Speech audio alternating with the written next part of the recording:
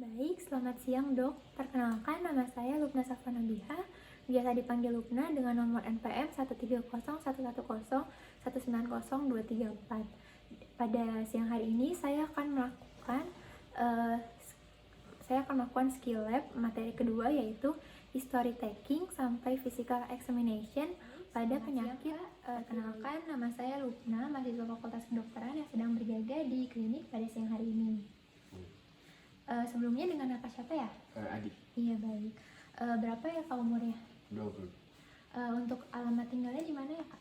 Di Jalan Muhammad Yunus. Baik. Apakah kakak sudah bekerja? Oh belum, masih kuliah.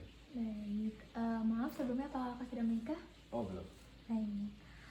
Kemudian apa keluhan yang kakak rasakan sampai kakak datang ke klinik pada siang hari ini? Ini dok, saya jantung saya berdebar-debar dok. Oh iya. Kalau boleh tahu sejak kapan ya jantungnya berdebar-debar kak? 1 bulan yang lalu. Oh gitu. Kemudian jantung yang berdebar-debar itu muncul dengan sendirinya atau apakah ada aktivitas tertentu yang memicu jantung yang berdebar-debar? Nggak ada yang memicu sih dok, tiba-tiba aja. Baik. Lalu apakah ada keluhan lain selain jantung yang berdebar-debar? Kayak saya suka ngerasa gerah juga dok, kayak saya lebih enak kalau ruangannya ber-AC. Oh begitu, berarti kakak lebih suka di ruangan dengan suhu yang dingin dibandingkan suhu yang panas ya? Iya. Baik. Lalu apakah tangan kakak suka terasa berkeringat? Iya. Oh iya. Lalu apakah ada keluhan lain selain keluhan yang disebutkan di atas? Mungkin adanya benjolan di leher kakak atau tidak? Oh iya, jadi awalnya dia muncul kayak segede bola kecil gitu, tapi sekarang udah seginian dok. Oh begitu. Eh, Benjolannya itu munculnya dari kapan ya? 2 bulan yang lalu. Oh begitu. Lalu apakah ada perubahan lain di bagian tubuh kakak yang lain yang terasa selain di leher? Teman-teman saya ngomongnya mata saya lebih melotot sih. Oh begitu. Selain itu apakah kakak akhir-akhir ini merasa lebih cepat tersinggung mungkin? Nah, iya sih, tapi emang itu ada hubungannya sama penyakitnya ya dok? Iya, ada hubungannya. Lalu selanjutnya apakah kakak juga mengalami kesulitan untuk tidur akhir-akhir ini? Iya sih dok, udah 2 hari saya nggak tidur. Gitu. Lalu bagaimana untuk buang air besarnya? Apakah lancar, teratur atau tidak? Ya, diare saya udah dari seminggu 2 minggu yang lalu.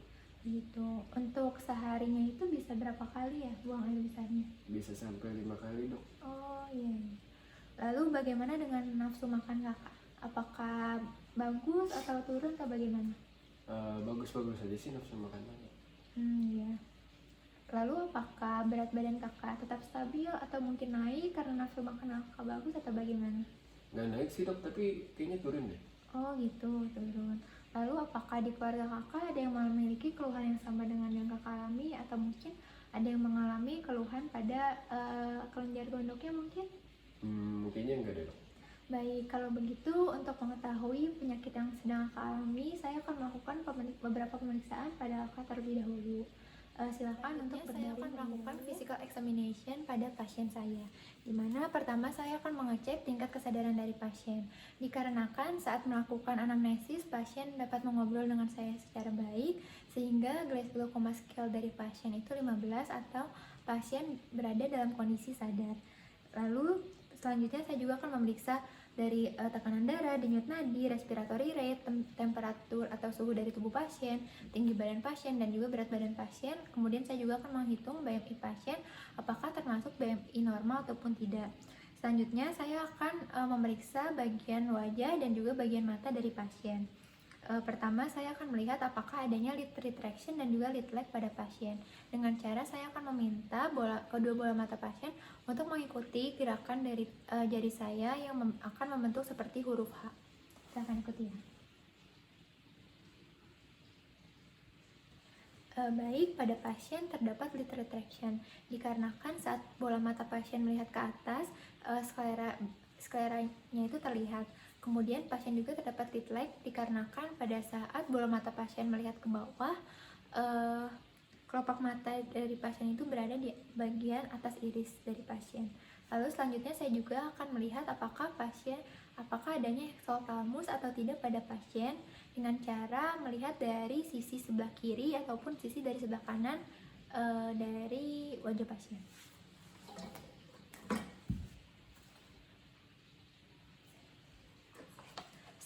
Setelah dilihat pasien terdapat eksotalamus dikarenakan bola mata pasien terkesan lebih menonjol daripada bola mata normalnya. Selanjutnya saya juga akan melihat apakah pada pasien ini terdapat periorbital edema, puffy face, dan juga adanya suara hoarse. Lalu juga saya akan meminta pasien untuk mengerutkan dahi dan membuka mata dan juga melihat ke atas. Silahkan membuka mata, melihat ke atas dan juga mengerutkan dahi. Baik, cukup. Dikarenakan saat saya meminta mengerutkan dahinya dari pasien tidak mengkerut, itu merupakan salah satu sign dari hyperthyroidism. Saya akan melakukan pemeriksaan pada leher depan pasien, di mana pertama saya akan meminta pasien untuk minum dan menelan air putih. Di mana saat pasien menelan, saya akan melihat apakah thyroid isthmusnya sedikit ke atas atau tidak.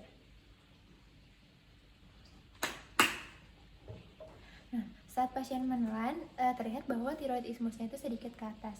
Selanjutnya saya akan melakukan palpasi pada tiroid pasien, pada kedua tiroid pasien menggunakan ibu jari saya, di mana tiroid sebelah kanan akan dipalpasi menggunakan ibu jari sebelah kiri, dan juga tiroid sebelah kiri akan dipalpasi menggunakan ibu jari sebelah kanan. Di mana pertama saya akan melakukan fiksasi melalui ibu jari ke kedua tiroid dari pasien.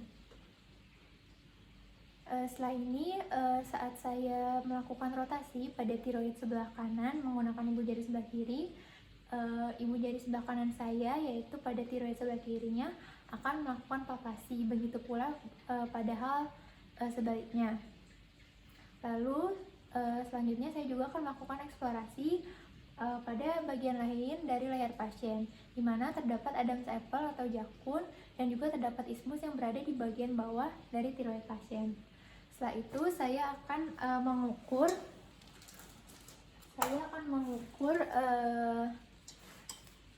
pembesaran tiroid pada pasien menggunakan plastik yang telah dipotong dan juga menggunakan spidol. Kemudian saya akan menggambarnya pada plastik ini.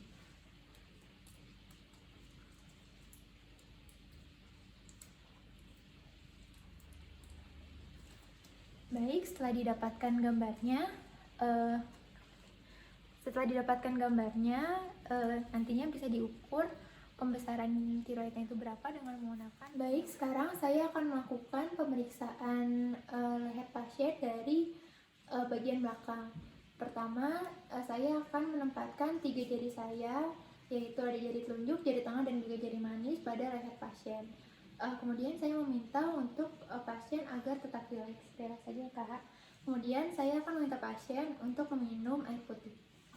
Lalu saat pasien meminum air putih, saya akan merasakan apakah tiroid isthmusnya itu bergerak sedikit ke atas atau tidak.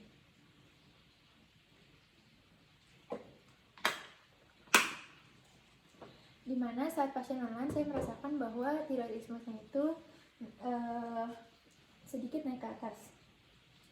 Kemudian saya akan mendorong bagian trakea ke arah sebelah kanan menggunakan jari sebelah kiri saya, dan juga saya akan mempalpasi bagian lateral dari thyroid gland-nya dengan menggunakan jari sebelah kanan saya. Lalu saya juga akan mempalpasi area di antara trakea bergerak dengan adanya otot sternocleidomastoid yang dalam keadaan rileks. Lalu setelah itu saya juga akan menemukan lateral marginnya. Lalu saya juga setelah ini akan melakukan hal yang sama, yaitu tangan kanan saya akan menekan trakea ke arah sebelah kiri. Dan di lobus itu sendiri terasa lebih keras dibandingkan dengan isthmus. Lalu pada pasien ini ditemukan adanya pembesaran dari tiroid, sehingga saya akan melakukan auskultasi menggunakan stetoskop.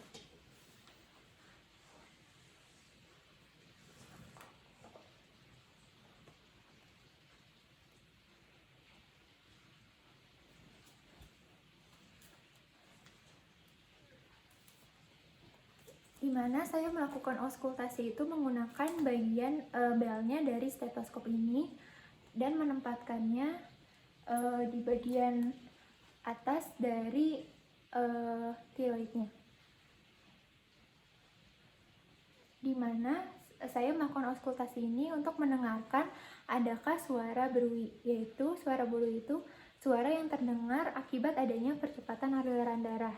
Dan apabila terdapat suara berui ini merupakan salah satu sign bahwa pasien mengalami penyakit hipertiroidisme. Pemeriksaan untuk mengecek kondisi dari jantung pasien.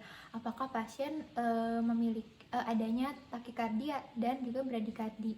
Kemudian saya juga akan mengecek kondisi dari paru-paru pasien, di mana apakah adanya pernafasan yang lambat ataupun kesulitan untuk bernafas. Dan apabila nantinya pasien berbaring juga dapat dilihat pergerakan dari paru-parunya apakah bergerak ke atas ke bawah ataupun tidak.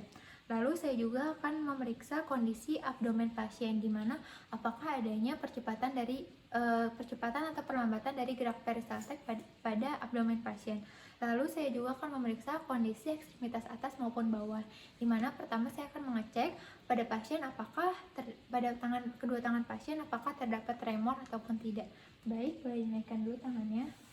Kemudian saya meminta pasien untuk menaikkan tangan dan saya akan menaruh kertas agar memudahkan saya untuk melihat apakah adanya tremor ataupun tidak. Baik, silakan turunkan kembali. Setelah dilihat pasien mengalami tremor pada kedua tangannya.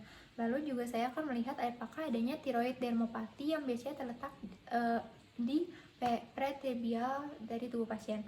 Kemudian juga saya akan melihat apakah adanya moist hand dan juga tangannya itu apakah hangat dan atau adanya dry skin, dengan cara meminta pasien untuk mengangkat kedua tangannya kembali, di mana telapak tangannya itu menghadap ke atas. Baik, angkat tangannya.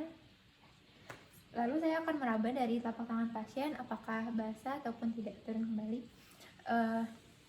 Kemudian saya juga akan mengecek apakah adanya myxedema pada pasien, yaitu pada bagian kaki pasiennya. Baik, boleh diperlihatkan kedua kakinya. Saya juga akan memeriksa sistem neuromuskular dari pasiennya. Apakah adanya slow reflex ataupun adanya hyper reflex, dengan cara meminta kedua tangan pasien untuk dijulurkan ke depan. Baik, silakan julurkan tangan ke depan. Dan dengan menggunakan power reflex nantinya saya dapat memukul bagian ibu jari saya di bagian lengan tangan dari pasien seperti ini. Lalu dilihat apakah adanya slow reflex ataupun hyper reflex. Turun kembali. Lalu yang terakhir saya juga akan memeriksa bagian sistem muskuloskeletalnya, apakah adanya muscular weakness ataupun tidak, dengan cara meminta pasien untuk berdiri. Baik, silakan tangannya disilangkan ke depan dada dan coba untuk berdiri. Baik, duduk kembali. Lalu setelah meminta pasien untuk berdiri dan duduk kembali, dilihat apakah adanya muscular weakness ataupun tidak.